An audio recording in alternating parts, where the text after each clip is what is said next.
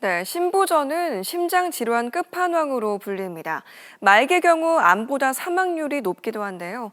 완치되는 병은 아니지만 꾸준히 관리하면 일상을 지킬 수 있습니다. 건강 365입니다. 심부전증, 심장이 고장나서 필요한 만큼의 산소 전달이 안 되는 상태입니다. 많게는 환자 10명 중 7명 정도가 5년 안에 목숨을 잃는데요. 웬만한 암보다 치명적입니다. 심장의 심부전이라는 거는 이제 심장의 기능이 많이 떨어져 있다는 얘기고요. 이제 가장 많은 원인은 심장 혈관에 문제가 있을 때에 가장 문제가 되지만은 다른 원인들 때문에도 심장의 기능이 떨어지는 경우가 많습니다. 결국 심부전의 증상을 봤을 때는 숨이 차다거나 다리가 붓는다거나 이런 증상이 가장 많게 됩니다. 그렇기 때문에 다양한 원인이 있겠지만은 이런 증상이 있다면은 여기에 관련된 전문의 진료를 받으시는 게 좋겠습니다. 심장 초음파는 심부전을 진단하는 가장 중요한 검사입니다.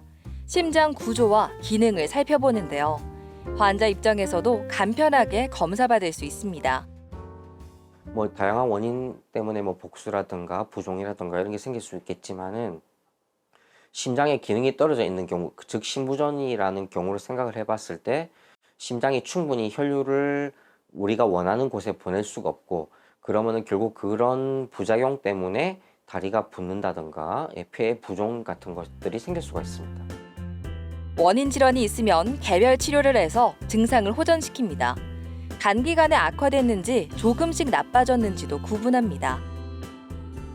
심부전에 대한 증상에 대해서는 저희가 약을 이제 조절을 하고 있는데, 급성으로 오는 경우는 회복이 되는 경우 같은 경우에는 약을 중단하는 경우도 있겠지만은 만성으로 심부전이 있는 경우는 회복이 되기가 어렵기 때문에 약을 평생 드셔야 되는 상황입니다. 고령화로 심부전 유병률은 계속 늘고 있습니다. 예후도 여전히 좋지 않은데요. 뇌졸중 같은 합병증도 경계해야 합니다. 혈압을 잘 조절을 하고 음식도 조절을 하고 운동도 잘 하고 혈당도 잘 조절을 하는 매우 당연한 얘기지만, 이런 것들이 심장의 기능을 회복을 시키는데 매우 중요한 문제이기 때문에 여기에 대해서 도와주시는 것이 환자분의 증상을 호전시키는 데도 도움이 되겠습니다. 조기 환경을 경험한 여성이나 비알코올성 지방간이 있는 사람은 심부전 발병 위험이 높은 것으로 나타났습니다. 심장 질환을 앓은 적이 없더라도 꾸준히 관리해야겠죠. 건강365였습니다.